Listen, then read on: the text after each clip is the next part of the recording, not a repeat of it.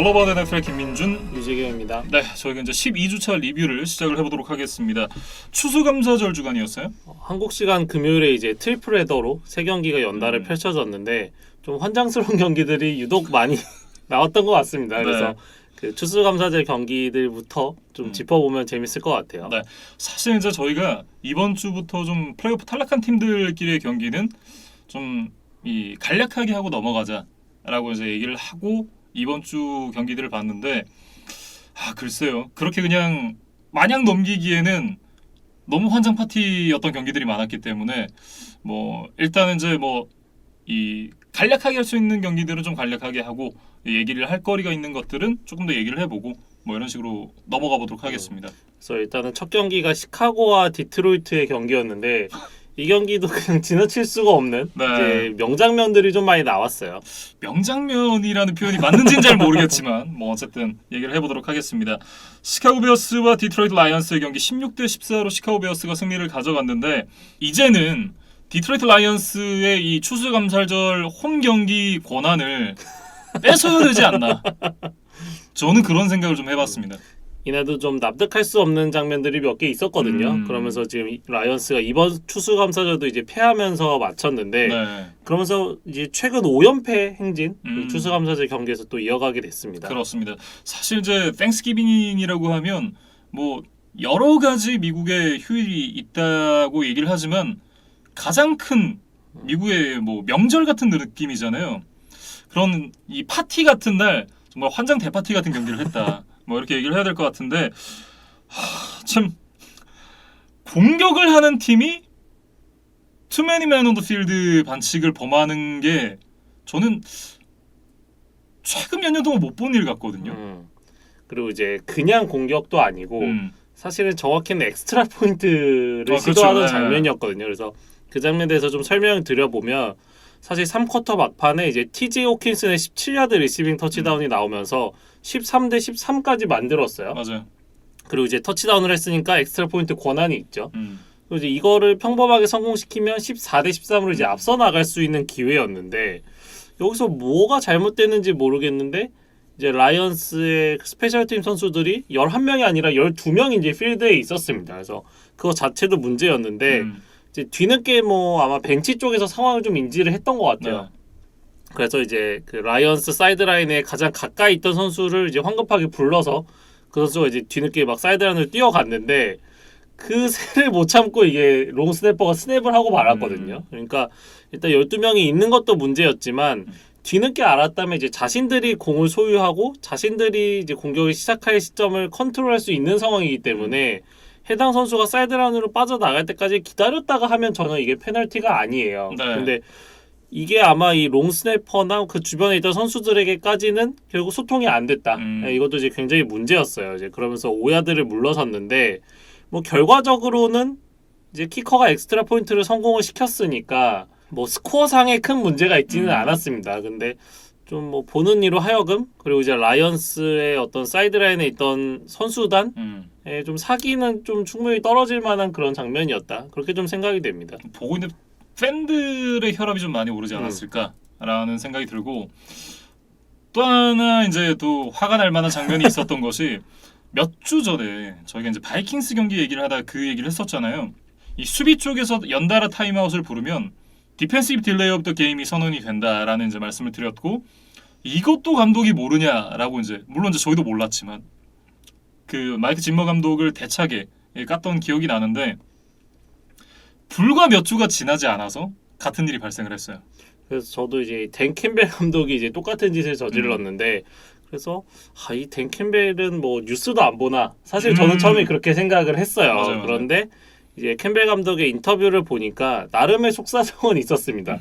이게 뭐냐면 이제 한 점 차로 앞서던 4쿼터 막판에 이제 결국 라이언스가 끝내기 필드골을 얻어맞고 졌거든요. 근데 이제 그 과정에서 나왔던 일인데 이제 11명 선수가 나가잖아요. 근데 절반에게는 A라는 플레이 콜이 전달이 됐고 이제 나머지 선수들에게는 그 B라는 플레이 콜이 좀 전달이 됐었다 그래요.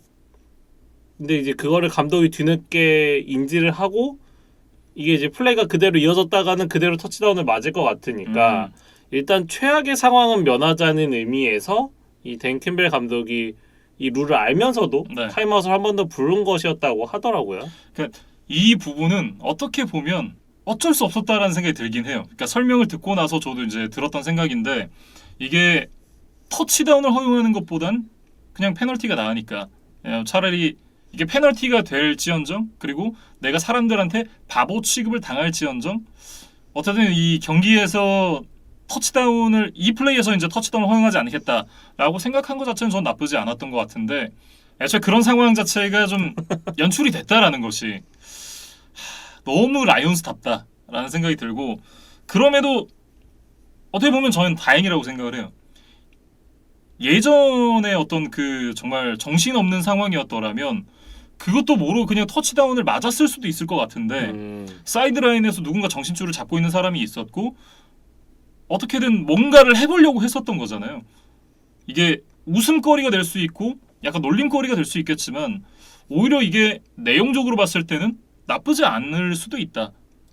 마이크 짐머 감독의 이 디펜시브 딜레이 오브 게임과는 조금 궤가 다르지 않나 라는 생각이 들어요. 어떻게 보면 룰을 좀 현명하게 잘 이용을 한 부분이다 라고 봐야 될 것 같고요. 그러니까 조금은 정상 참작을 해줄 여지가 좀 있는 네. 뭐 그런 의사결정이었다. 이제 뭐 그렇게 뭐 저도 이해는 되지만 그래도 일단 커뮤니케이션이 안 됐다는 것 자체가 문제라는 그렇죠. 점에는 네. 저도 좀 지적을 하게 됩니다. 그래서 일단 이제 이날 경기를 승리한 베어스 입장에서 간단하게 정리를 좀 해보면 네.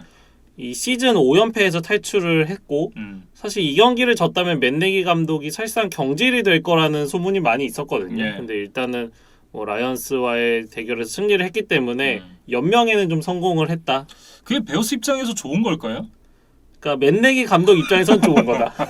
뭐 조금 이제 범위를 좀 좁혀야 될 것 같고 뭐 굳이 이제 베어스 입장에서 좀 행복 회로를 돌려보자면 지난 시즌에도 중반에 이제 6연패를 당했던 아주 암울했던 구간이 있었어요. 네. 근데 그거를 벗어나서 시즌 막판에 이제 3연승을 거두고 극적으로 플레이오프에 합류를 했던 바가 있었거든요. 그래서 이번 시즌도 지금 5연패를 당하다가 일단 그 연패를 끊었습니다. 네. 그래서 지난 시즌에 만들었던 그 기적을 좀 재현할 수 있을지 좀 지켜봐야 되는데 향후 3주 일정이 지금 애리조나, 그린베이, 미네소타를 연달아 만나는 일정이거든요. 네. 그럼 현실적으로는 쉽지 않습니다. 네. 어렵다고 봐야겠죠. 네. 어쨌든 베어스가 5연패 탈출을 성공을 했고 라이언스는 이제 무승 기록을 또 이어갔습니다.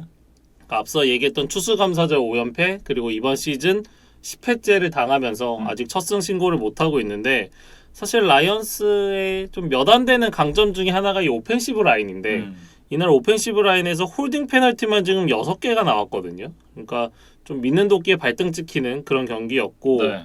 지금 이제 라이언스의 남은 스케줄을 보면 덴버, 애틀랜타, 시애틀 정도가 그나마 1승을 해볼 수 있는 좀 비벼볼 수 있는 상대.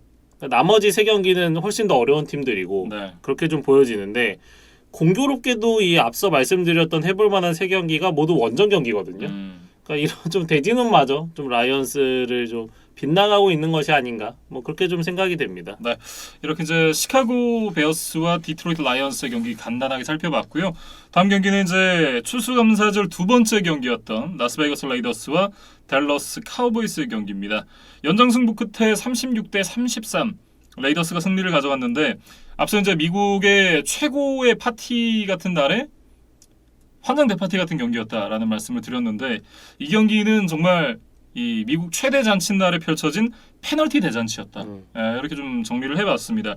이날 레이더스가 14번의 페널티에 110야드, 카우보이스가 14번의 페널티에 166야드를 허용을 했거든요.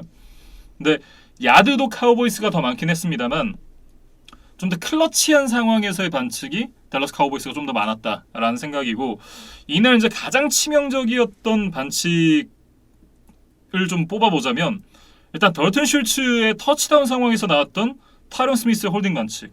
네, 이게 결과적으로 터치다운이었다가 이 반칙 때문에 결국 필드골로 끝나게 되거든요. 그 드라이브가. 자, 이 부분이 좀 치명적이었다라는 생각이 들고 이날 이제 이 코너백 앤서니 브라운이 4번의 디펜시브 패스 인터피리언스 반칙을 범하고 맙니다. 근데 혼자서 91야드를 내줬어요. 뭐 많은 야드를 내준 것도 아쉬웠는데 특히 그 연장전에서 또 레이더스의 맞아요. 결승점을 내주는 아주 이렇게 편안한 뭐 지렛대를 좀 놔줬다, 뭐 그렇죠. 발판을 좀 마련해줬다. 그래서 이날은 앤서니 브라운이 좀 엑스맨 같은 뭐 그런 하루를 보내고 말았습니다. 네. 사실 이제 그 패배의 결정적인 빌미를 제공했었던 패스 인터피리언스 반칙이었고, 그리고 마지막에 이날에 이제 댈러스 카우보이스를 좀 확실하게 보여줬던 그런 플레이가 있어서 좀 갖고 와봤는데, 구디인 선수가 이날 이제 2연타로 뉴트럴 존 인프랙션 반칙을 범해요. 네, 그게 이 포스 앤 2까지 왔다가 상대 반칙으로 5야드를 다시 물러나면서 포스 앤 7이 된 상황이었거든요. 여기서 뉴트럴 존 인프랙션 반칙을 2번 범하면서 퍼스트 다운을 갱신을 해주는데, 두 번째 뉴트럴 존 인프랙션 반칙을 범할 때 보면 그때 킥이 미스가 납니다. 필드골이 미스가 나요. 그러니까 이 반칙이 아니었더라면 그냥 그대로 턴오버가 되는 거죠. 근데 이것 때문에 퍼스트 다운이 갱신이 되면서 다시 한번 기회가 주어졌거든요. 그러니까 데니얼 칼슨이 이 CJ 구딘 덕분에 29야드라는 아주 편안한 거리에서 결국 최종적으로 이제 경기를 끝냈습니다. 맞아요. 그래서 뭐 이래저래 좀 경기 끝날 때까지 이 플래그와 함께했던 그런 경기였어요. 전반적으로 다시 한번 정리를 해보면 디서플린 때문에 경기가 굉장히 지저분했는데 그 중에서 조금 더 지저분하고 조금 더 치명적인 반칙이 많이 나왔던 쪽은 댈러스 카우보이스였다. 뭐 이런 얘기였고, 그리고 이제 경기를 졌잖아요. 그런데 매너에서도 졌습니다. 이날 이제 이 트리스탄 힐 선수가 레이더스의 가드 존 심슨 선수에게 주먹을 날리는 장면이 있었어요. 그러면서 이제 또 2경기 출장 정지를 받게 됐는데, 댈러스 카우보이스의 경기는 이 한 단어로 정리를 할 수 있을 것 같습니다. 지저분하게 졌다. 그러니까 사실 댈러스의 홈 경기로 이 매년 추수감사절 경기가 펼쳐지는데, 이 세 경기 중에서도 사실 그 가족들이 가장 많이 모일 만한 시간은 이 댈러스 경기가 배치가 되어 있어요. 맞아요. 네. 그래서 이번 경기가 아마 3,800만 명인가요? 그 이제 최근에 펼쳐졌던 정규리그 경기에서는 가장 많은 시청자가 이 경기를 지켜봤다고 하는데, 이 가족들이 좀 보는 이런 좀 편안하고 좀 즐거워야 될 경기에서 뭐 앞서 이야기해 주셨던 뭐 주먹질이나 네. 또 이 경기 양 팀이 했던 좀 페널티 이런 것들이 좀 각 가정에서 지켜보고 있던 미국 팬들에게는 좀 눈살을 찌푸리게 할 만한 그런 요소들이 많았던 경기였습니다. 칠면조를 먹다가 상당히 좀 목이 많이 메일 것 같은 그런 경기였거든요. 그리고 레이더스 얘기로 좀 넘어가 보면, 레이더스가 올 시즌 3번의 연장 승부가 있었고 그 3번의 연장 승부를 모두 연장승으로 가져갔습니다. 어떤 이런 연장전, 그다음 이제 타이트한 상황에서의 승부 이런 것들은 이제 결국에는 키커의 역량에서 그렇죠. 뭐 승부가 갈리는 경우가 많거든요. 그래서 아마 3번의 연장승 중에 2번 정도가 아마 이 데니얼 칼슨의 끝내기 필드골이 있었던 것으로 기억이 됩니다. 네. 그리고 이날 경기도 보면 필드골 5개 성공에 엑스트라 포인트도 3개 성공이니까 8번의 킥을 모두 성공을 시켰거든요. 근데 그러면서 이제 팀 승리에 공헌을 했었고, 이 정도로 좋은 모습을 보여주고 있으면 올 시즌 끝나고 이 레이더스가 데니얼 칼슨 선수에게 좀 두둑하게 보너스를 챙겨줘야 되지 않나 라는 생각이 좀 들어요. 근데 이제 그거는 일단 팀이 플레이오프에 올라가야 뭐 좀 기분 좋게 연봉 인상도 하고 이럴 텐데, 지금 레이더스의 뭐 팀 분위기가 그렇게 좋지만은 않기 때문에 그렇죠. 네, 뭐 조금 향후 시즌 과정을 더 지켜봐야 될 것 같습니다. 네, 그런 상황 속에서 굉장히 좀 어렵게 경기를 치르고 있는 레이더스고, 특히나 이제 데릭하가 굉장히 어렵게 경기를 끌어가고 있는데 보면 좀 짠하거든요. 그러니까 이날도 이겼고 잘했는데 굉장히 좀 짠하다라는 생각이 많이 들었었고, 이날 이제 데리카 선수가 373야드의 터치다운 하나, 물론 이제 레드존 안에서의 어떤 결정력이라든지 이런 부분에서는 아쉬움이 남긴 했습니다만, 상대가 이제 댈러스 카우보이스라는 쉽지 않은 상대였음을 감안을 한다면 일단 승리를 거뒀다는 것, 그리고 이 경기에서 좋은 모습을 보여줬다는 것 자체로도 데리카 선수는 좀 칭찬을 받아야 되지 않나라는 생각도 들고요.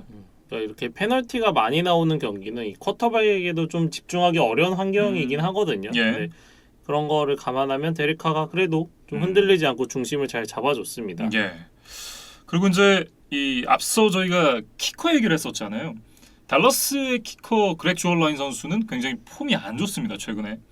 보면 이날도 필드골 하나 실패가 있었고 엑스트라 포인트도 하나를 실패를 했으니까 킥미스가 2개였는데, 필드골이 59야드였으니까 그래 뭐 실패를 할 수도 있다라는 생각이 들긴 하지만 올 시즌 50 플러스 야드 필드골이 4번 시도에 1번 성공이거든요. 그러니까 더군다나 이날 데니얼 칸슨 선수가 가장 긴 필드골을 성공시킨 게 56야드였거든요. 그러니까 그것과는 좀 대조가 되는 그런 활약이었다라는 생각이 들고 애초에 이제 주얼 라인이 엑스트라 포인트만 실패를 하지 않았어도 필드골 실패를 이제 떠나서 엑스트라 포인트만 성공을 했다고 하더라도 댈러스가 애초에 연장까지 안 갔을 경기였거든요.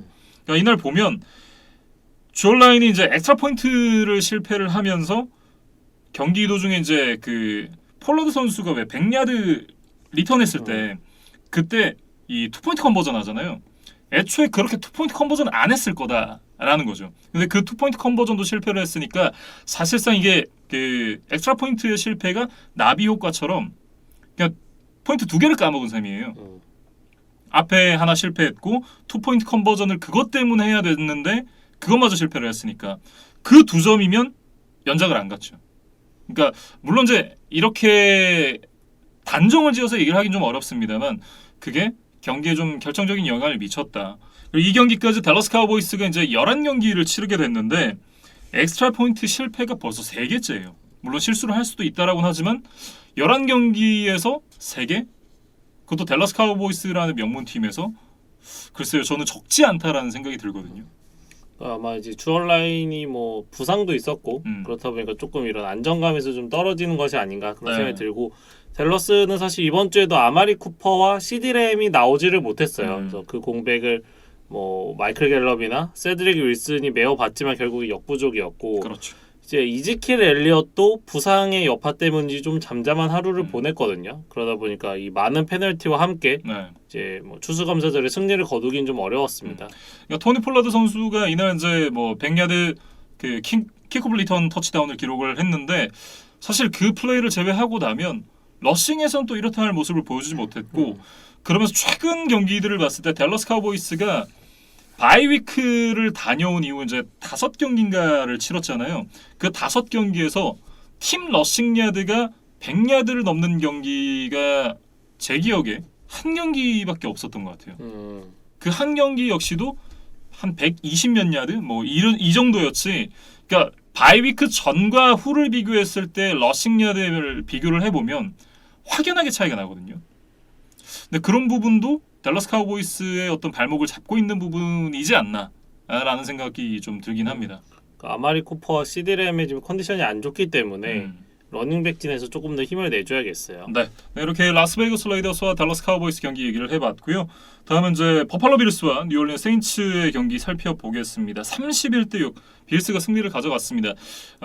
최근에 좀 빌스가 기복이 있는 모습을 보여주고 있었는데 이날은 또 이 고점에 있는 그런 모습을 또 보여줬습니다. 그러니까 2개 인터셉션을 던지기는 했어요. 조시 앨런이. 근데 이제 그 2 장면을 제외하고는 뭐 그래도 좋은 모습이었다. 네. 그래서 패싱 터치다운이 무려 4개나 있었고 뭐 스킬 플레이어진에서는 뭐 돋보이는 활약을 했던 선수는 없었지만 그래도 도슨 녹스가 지금 2개 터치다운 잡아준 게 큰 힘이 됐거든요. 그래서 지금 이 녹스 얘기를 좀 해보면 이 선수가 지금 3년차 시즌을 맡고 있는데 앞서 2년간에는 사실 공격 쪽, 그러니까 리시빙에서는 크게 도움이 되는 타이트엔드는 아니었어요.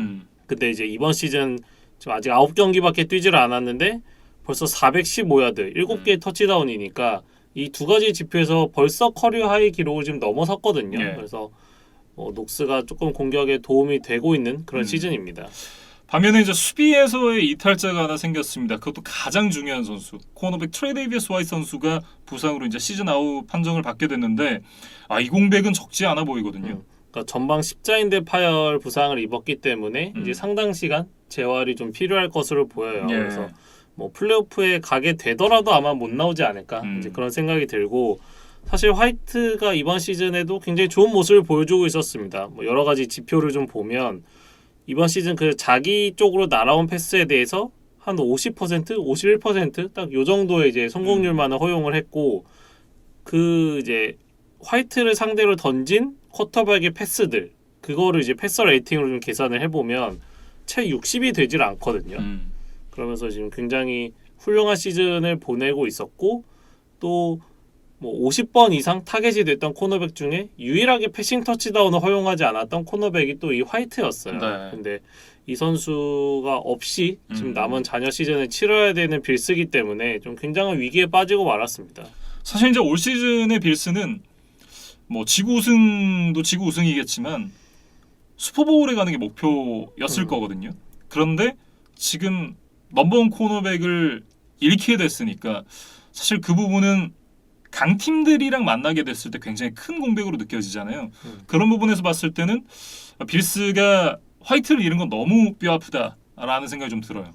그러니까 지금 뎁스 차트를 살펴보면 뭐 슬롯 코너백 역할을 하고 있던 타이런 존슨이나 그다음에 이제 수비와 스페셜 팀을 오가면서 뭐 로테이션 멤버로 좀 활용이 되던 2년차 데인 잭슨 같은 선수들이 이 화이트의 공백을 메워야 될 것으로 보이는데 네. 뭐 아무래도 좀 무게감의 차이가 있습니다. 그래서 결국에는 이 세이프티 마이카 하이드나 조던 포이어 이런 선수들이 이 코너백들의 짐을 얼마나 덜어줄 수 있을 것이냐 이런 게 좀 관전 포인트가 될 것 같은데 네. 뭐 빌스 입장에서는 차라리 좀 시즌 초반에 이 화이트의 공백이 좀 확정이 됐다면 뭐 펜서스가 데려갔던 뭐 스테판 길모어나 뭐 이런 선수들 한번 노려볼 수도 있었겠죠. 패치가 안 좋겠죠.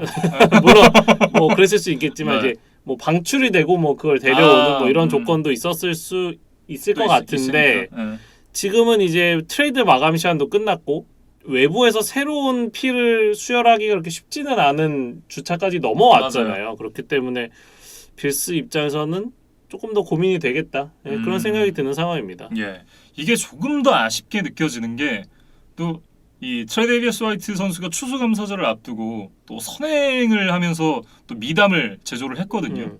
사실 이날 경기가 이제 루이지애나주에서 펼쳐졌는데 공교롭게도 이 화이트의 고향이 이 루이지애나주에 있는 슈리브포트라는 도시였다고 해요. 그래서 이 도시에 뭐 1,000마리 정도의 칠면조를 사서 또 기부를 했던 이제 미담이 알려졌는데 아쉽게 이제 며칠 뒤 그 추수감사절 경기에서 시즌업 부상을 당하고 말았습니다. 그래서 이 빌스 마피아, 그러니까 이 빌스 팬들이 이 화이트의 어떤 뭐 빠른 쾌유를 또 응원하기 위해서 또 작은 이벤트를 준비를 했는데 슈리브포트에 있는 한 푸드뱅크에 이 화이트가 27번을 달고 있잖아요. 그렇죠. 그래서 한 사람당 27달러씩을 기부하자 이런 좀 운동을 이렇게 온라인을 통해서 좀 벌였던 것 같아요. 네. 그래서 실제로 이 지점에 35,000달러 가까운 돈이 모금이 됐다고 합니다. 그러니까 뭐 모든 사람이 다 27달러씩 내는지는 모르겠어요. 근데 만약에 그렇다고 가정을 해보면 1,300명에 가까운 팬들이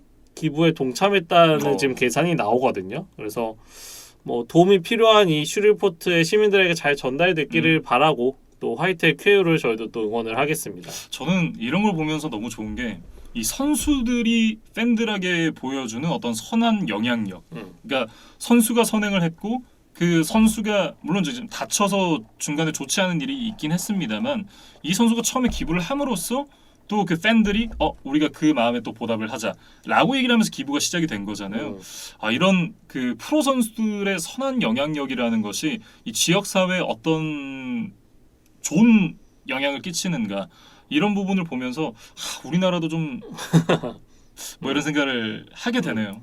조금씩 이제 변해 가리라 생각이 되고 이제 이날 패배했던 세인츠 이야기를 좀 해보면 사실 몇 경기째 좀 반복되는 얘기입니다. 그렇죠. 트레버 시미언이 나오고 있고 크게 인상적이지 않고 그다음에 지금 엘빈 카마라의 마크 잉그램까지 지금 나올 수가 없었기 때문에 사실상 공격을 풀어줄 선수 자체가 전무했다 이렇게 좀 봐야겠죠. 그래서 지금 경기 내내 토탈 전진 야드가 채 200야드가 되지를 않고 수비가 이제 인터셉션을 앞서 2개 만들어줬다고 했는데 그거를 이제 점수로 바꾸는 뭐 그렇게 지금 하지를 못하니까 뭐 후반에는 좀 쫓아가는데 좀 어려움이 있었던 그런 세인츠의 이번 경기였습니다. 네.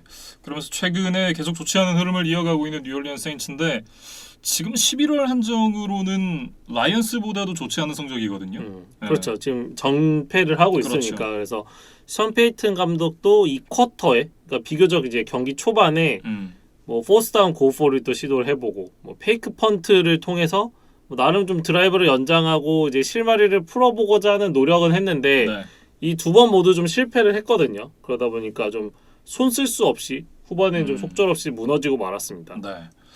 참 뉴올리언스가 주전 쿼터백이 빠진 이후에 그리고 여러 선수들이 하나둘씩 부상으로 빠지면서 참 어려운 시기를 겪고 있다라는 생각이 들고 올 시즌은 냉정하게 얘기를 하면 좀 좋은 성적 거두기 쉽지 않아 보여요.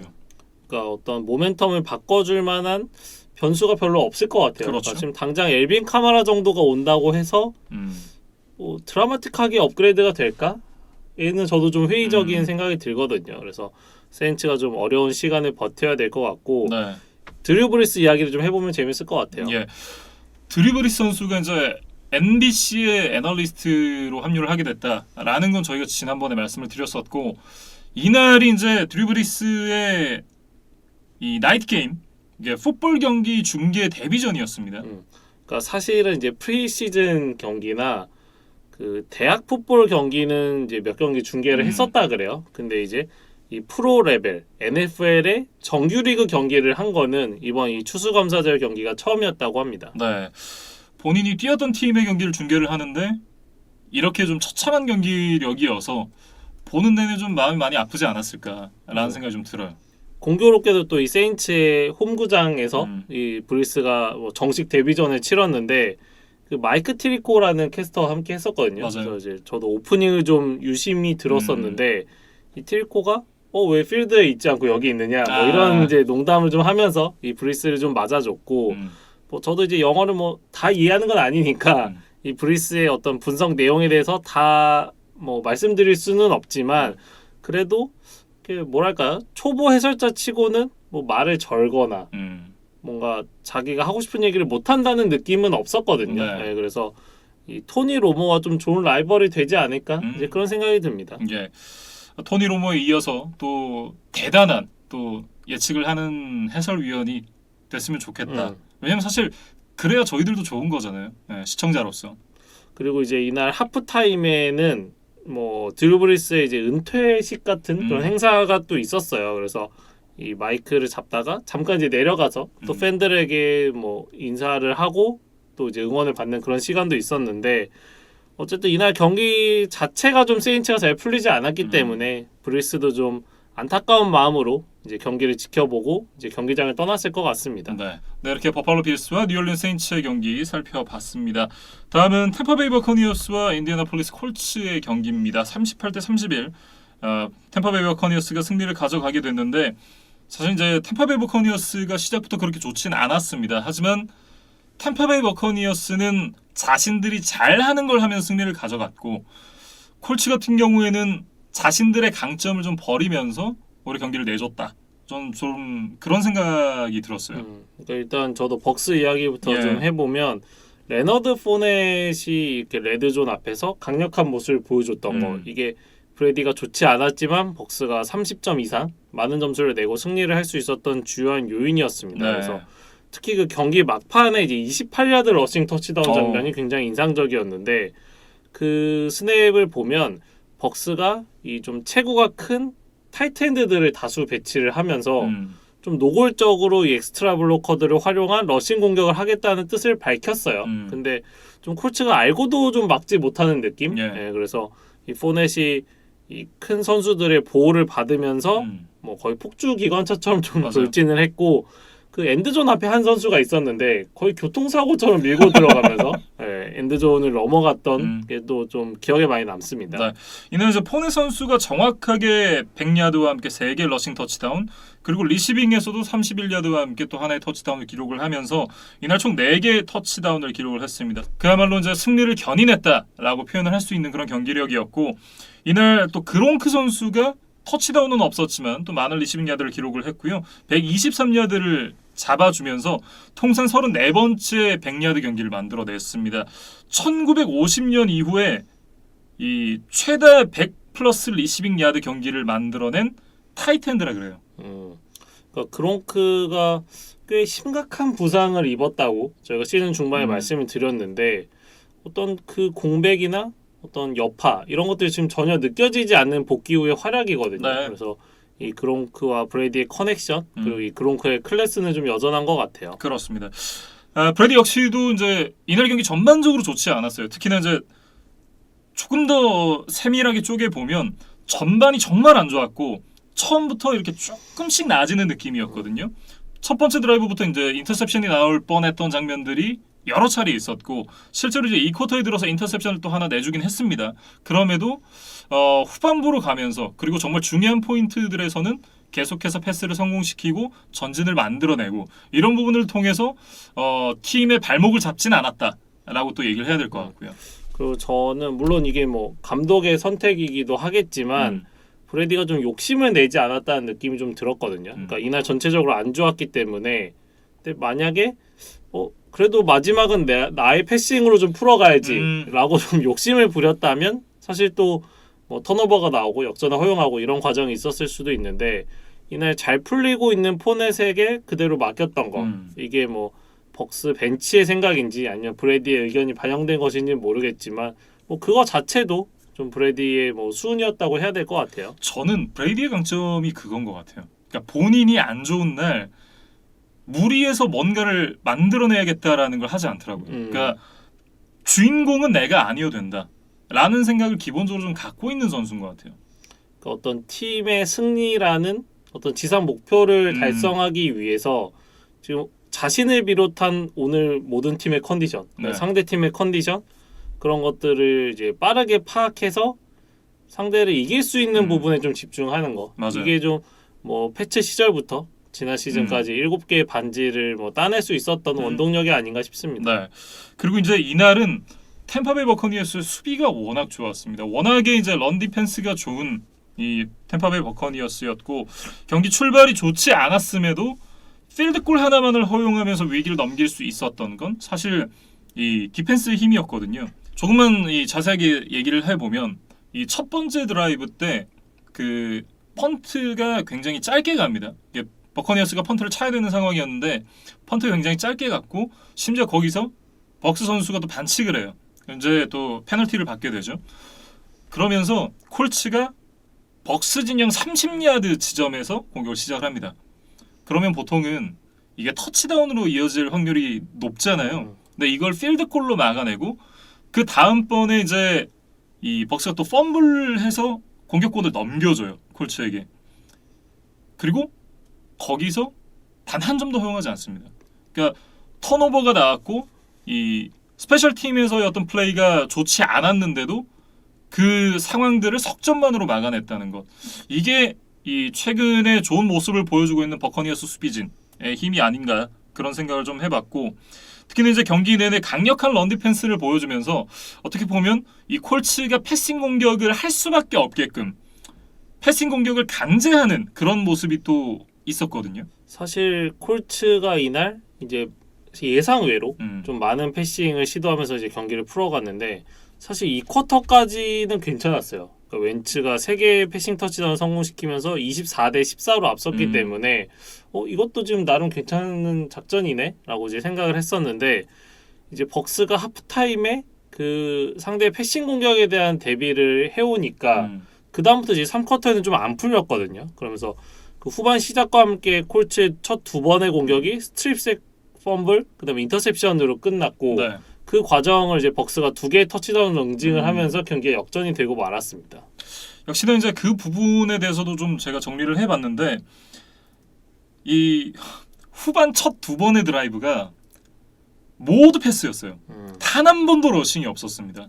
물론 이 쿼터에 카스 웬츠 선수의 패싱이 굉장히 잘 됐어요. 그리고 1쿼터에 조나단 테일러의 러싱이 계속해서 막히는 모습이 있었습니다. 그러면서 이제 이 경기 전반적인 플레이 자체가 패스가 많아졌는데 아무리 그렇다고 하더라도 러싱을 섞는 것과 무지성으로 패스만 하는 건 굉장히 좀 다르거든요. 그러니까 이날 보면 이 첫 드라이브가 8번의 플레이가 있었는데 모두 패스. 그리고 그 마지막 플레이에서 샤킬 베러 선수가 스트립색 펌블을 만들어내요. 그러면서 이제 공격권을 벅스가 가져가고 그리고 두 번째 드라이브에서 7번의 플레이가 또 모두 패스입니다. 7번째 패스가 앙톤 윈필드 주니어 선수 인터셉션으로 연결이 돼요. 그러니까 패스를 많이 가져가는 건 좋지만 패스만 하는 것과 패스를 많이 하는 건 다른 거잖아요. 너무 무지성으로 패스만 했다. 그러다 보니까 물론 이제 러싱이 1쿼터에 안 풀렸으니까 패스를 많이 하는 건 그럴 수밖에 없다라는 생각도 들긴 하지만 그럼에도 조나단 테일러 선수를 조금 더 썼어야 됐다. 특히나 이제 조나단 테일러 선수가 4쿼터에 러싱을 하기 시작하면서 또 그때는 러싱이 되는 모습을 보여줬었거든요. 그러니까 조금 더 러싱을 일찍 시작을 하고 많이 섞어서 사용을 했으면 오히려 이제 카슨 웬츠 선수와 더 시너지도 나고 공격을 좀 더 효율적으로 풀어갈 수 있지 않았을까. 그런 아쉬움이 좀 남더라고요. 그리고 이날 이제 전반에 콜츠가 앞서고 있었기 때문에 사실 시간은 콜츠의 편이었고 네. 시간을 태우는 게 콜츠에게 나쁘지 않은 상황이었거든요. 그렇죠. 근데 이제 패스를 실패하게 되면 시간이 멈추는 이 풋볼 룰에 좀 비추어 보면 뭐 지나치게 패싱 공격의 비중을 높였던 거는 분명히 좀 도구로 작용을 한 것이 아닌가. 저도 그런 생각이 들고 예. 이날 뭐 결국에는 콜츠가 그 마지막 헤일메리 인터셉션을 제외하더라도 4개의 턴오버가 추가적으로 더 있었거든요. 그렇죠. 네, 그거는 또 분명히 이 뭐 패배의 요인이었다고 그렇게 이야기를 해야 될 것 같습니다. 네. 그리고 또 하나 아쉬웠던 부분이 이제 4쿼터 초반에 나이만 선수가 이제 펀트 리턴을 하는 과정에서 또 펀트가 머프가 됐어요. 그러면서 공격권이 다시 이 벅스에게 넘어가는 그런 모습이 또 있었는데 이게 넉 점 차로 끌려가던 상황이었거든요. 그리고 자기 엔드존 코앞에서 공격권을 넘겨줬고 이게 물론 터치다운은 되지 않았습니다만 이게 또 필드골로 이어졌습니다. 그러니까 이 부분도 사실 실점은 석점밖에 안 되지만 공격권도 하나를 뺏겼고 그러면서 이제 분위기마저 뺏기는 그런 결과를 낳잖아요. 어떻게 보면 콜치 입장에서는 물론 이후에 뭐 동점도 만들기도 했었지만 좀 경기 잘 안 풀렸다라고 얘기를 할 수밖에 없는 그런 상황인 것 같습니다. 그러니까 벅스 같은 좀 강팀 그리고 안정적인 팀을 이기기 위해서는 이런 스페셜 팀 상황에서의 턴오버 이런 것들은 절대 좀 하지 않아야 되겠습니다. 네. 어쨌든 이제 콜츠가 3연승을 마감을 하면서 이제 좀 상승세가 꺾이게 됐습니다. 최근에 흐름이 나쁘지 않았었고 물론 이제 타이탄스에게 이 시리즈 스윕을 당하면서 지고승은 사실상 어려웠어요. 근데 최근에 흐름이 좋았기 때문에 이대로라면 포스트 시즌 한번 노려볼 수 있겠다라는 생각을 했었는데 이날 경기 패배를 하면서 이제 5할 승률이 다시 됐고 글쎄요 쉽지만은 않아 보입니다. 그러니까 5할 승률이고 아직 가능성이 남아있긴 하지만 최근에 어떤 다른 팀들의 상승세라든지 그리고 어떤 AFC 컨퍼런스 내 이 경쟁을 하는 팀들의 성적이 워낙 또 좋기 때문에 한 경기 한 경기 굉장히 소중한 상황이거든요. 그러니까 물론 말씀드렸다시피 이제 가능성은 남아있긴 합니다만 이 경기를 이렇게 내준 건 좀 많이 아쉽다라는 생각이 들어요. 그러니까 몇 주 전에 있었던 레이븐스와의 경기 그리고 이 경기 이렇게 좀 앞서고 있었던 또 강팀과의 경기에서 다 잡은 고기들을 계속해서 놓치는 모습이 좀 시즌 후반에 가보면 좀 많이 아쉽게 느껴질 것 같고 네. 한편 그 안토니오 브라운이 지금 부상에서 복귀 초읽기 단계였는데 네. 이 코로나 프로토콜 위반으로 3경기 추가적인 출장 정지를 받게 됐어요. 그렇습니다. 그래서 당분간 브라운의 모습을 좀 보기가 힘들어졌습니다. 브라운뿐만 아니라 지금 마이크 에드워즈 선수도 같이 이제 3경기 출장 정지를 받게 됐는데 사실 이제 말씀해주셨던 대로 안토니 브라운 선수가 지금 부상이었고 없이도 이제 벅스는 잘 해왔기 때문에 특히나 워낙 리시버진이 탄탄하잖아요. 그런 점에서 안토니오 브라운의 공백은 그렇게 크지 않다라는 생각이 저는 들어요. 근데 지금 세컨더리가 줄부상인 상황에서 마이크 에드워즈 선수가 빠지는 건 좀 공백이 크다. 왜냐면 올 시즌에 이제 이 마이크 에드워즈 선수가 이 세컨더리에서 니켈백 역할을 주로 해주고 있고 이제 백업으로 이제 이 로테이션으로 들어오고 있는데 그런 것을 감안을 해보면 안 그래도 이제 뎁스가 굉장히 얇아져 있는 상황이잖아요. 그리고 남아있는 경기들에서 성적이 상당히 중요한 벅스임을 감안을 해본다면 이 선수의 공백이 오히려 안토니오 브라운보다는 더 클 수도 있겠구나 라는 생각이 좀 듭니다. 그러니까 뭐 선수가 이제 경기를 하다 보면 다칠 수는 있지만 이런 좀 코로나 프로토콜 이거는 사실 의지만 있었다면 충분히 준수를 할 수 있었던 건데 그렇죠. 이런 데서 좀 문제를 일으키면서 뭐 개인적으로도 큰 손해를 보고 팀에게도 좀 민폐를 끼치는 그런 상황인 것 같아요. 네. 어쨌든 이렇게 템파베이 버커니어스와 인디애나폴리스 콜츠의 경기 살펴봤고요. 다음은 뉴욕 제츠와 휴스턴 텍산스의 경기입니다. 이 경기는 21대 14 제츠가 승리를 가져갔습니다.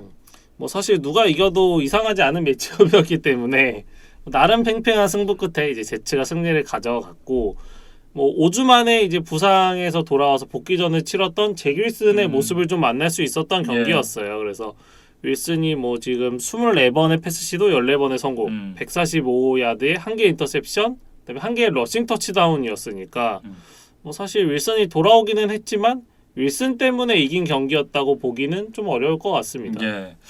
아무래도 이제 그런 부분은 뭐 인터뷰에서도 얘기를 했었지만 잭 윌슨 선수가 경기를 치르면서 여전히 좀 불편함이 있었다고 얘기를 했어요. 그러니까 특히 이 스크램블링을 하는 과정에서 어떤 몸에 좀 불편함이 좀 있었다고 하는데 뭐 모든 뭐 안 아픈 선수가 없다고는 하지만 이제 윌슨도 이제 100% 상태에서 복귀한 것 같지는 않습니다. 네. 그래서 사실 이날 마이크 화이트나 조 플라코가 코로나 리저브에 올랐고 이제 잭 윌슨이 지금 좀 주전자를 좀 위협받고 있는 상황이었잖아요. 그러다 보니까 좀 빠르게 복귀전을 치렀던 것은 아닌가 예. 그런 생각이 들었습니다. 그러니까 본인의 자리도 자리지만 그 팀의 니즈가 좀 더 크지 않았나라는 생각이 저는 좀 들고 그 인터뷰에서 했던 그 얘기 마음에 들더라고요.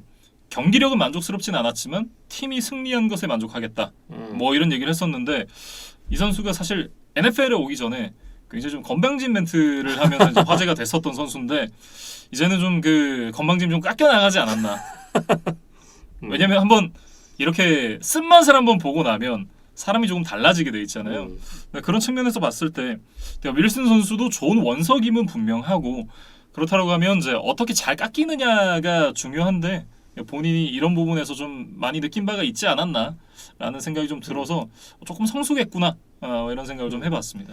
그리고 이제 이날 제츠의 뭐 승리의 주인공 뭐 1등 공식을 좀 꼽아보자면 이제 수비 쪽에서 좀 찾아야 될 것 같아요. 그래서 존 프랭클린 마이어스라는 선수인데 사실 지난주에 이제 불필요한 이 퍼스널 파울로 팀 패배의 주요한 원인을 제공했다고 저희가 좀 비판을 했었는데 한 주 만에 좀 영웅으로 다시 이제 변모를 했습니다. 그래서 이날 1개 인터셉션, 2개 색으로 이제 최고의 활약을 해줬고 그다음에 이제 코너백 브라이스 홀이 4쿼터 막판에 결정적인 패스 디플렉션, 그 패스 굴절을 만들어낸 것이 이제 승부의 쐐기를 박는 그런 장면이었습니다. 예. 그리고 이제 텍산스 얘기로 좀 넘어가 보면 텍산스는 사실 지난주에 타이탄스를 잡았기 때문에 물론 이제 타이탄스의 부상 이탈자가 워낙 많긴 했습니다만 그것과 관계없이 생각보다는 팀이 올라왔는데 라는 느낌이었고 그랬기 때문에 사실 제츠를 상대로 이기지 않을까라는 생각을 했었거든요. 그리고 실제로 이제 14대 3까지 앞서 나갔으니까 뭐 나름 처음으로 이제 연승 모드로 가나 했는데 결국 이 텍산스도 중요한 순간에 이제 페널티로 좀 발목이 잡혔다는 생각입니다. 그래서 뭐 몇 개만 좀 언급을 해보면 3쿼터 중반에 이제 휴스턴이 넉 점을 앞서고 있었는데 제츠가 이제 텍산스의 레드존까지 잘 들어오기는 했지만 서드다운 수비를 잘 해내면서 필드골로 막을 수 있는 기회가 있었거든요. 그러면 이제 한 점 차기는 하지만 그래도 리드를 유지하면서 경기를 풀어나갈 수가 있었는데 이 포스 앤 에잇 상황에서 제츠가 이제 필드골을 차고 실제로 넣었어요. 근데 이제 여기서 로스 블랙락이 쓸데없는 페널티를 범하면서 퍼스트다운 갱신이 됐고 그 다음 스냅에서 블랙락이 또 한 번 오프사이드 페널티를 범하면서 제츠가 이제 역전 터치다운을 할 수 있는 어떤 발판을 좀 마련을 해줬거든요. 그래서 이 블랙락이 지금 아마 2년차 선수로 제가 알고 있는데 좀 중요한 순간에 결국에는 좀 긴장을 한 거, 그 다음에 좀 집중력을 잃었던 거 이런 것들이 좀 한 경기를 패배하게 하는 그런 원인이 됐습니다. 앞서 이제 달라스 카우보이스가 패배를 하는 과정에서 앤서니 로런 선수가 이 팀 패배의 원흉이 됐다. 뭐 이런 말씀을 드렸었는데 어떻게 보면 이날 이제 휴스턴 텍산스의 패배의 원흉은 로스 블랙락 선수였다. 뭐 이렇게 정리가 되겠군요. 그래서 이날 승부에서는 이제 제츠가 이겼는데 드래프트 픽 경쟁에서는 텍산스가 이겼다. 뭐 하위권 팀들의 경기니까 그렇죠. 또 이런 또 실속이 또 뭐 중요할 수도 있기는 합니다. 네, 그래서 뭐 휴스턴이 지금 2번 픽, 제츠가 4번 픽 정도의 위치를 하고 있어요. 그렇죠. 그래서 이게 나중에 또 어떻게 작용을 하게 될지는 뭐 내년 드래프트까지 좀 지켜봐야 될 것 같습니다. 네, 이렇게 뉴욕 제츠와 휴스턴 텍산스의 경기 살펴봤습니다.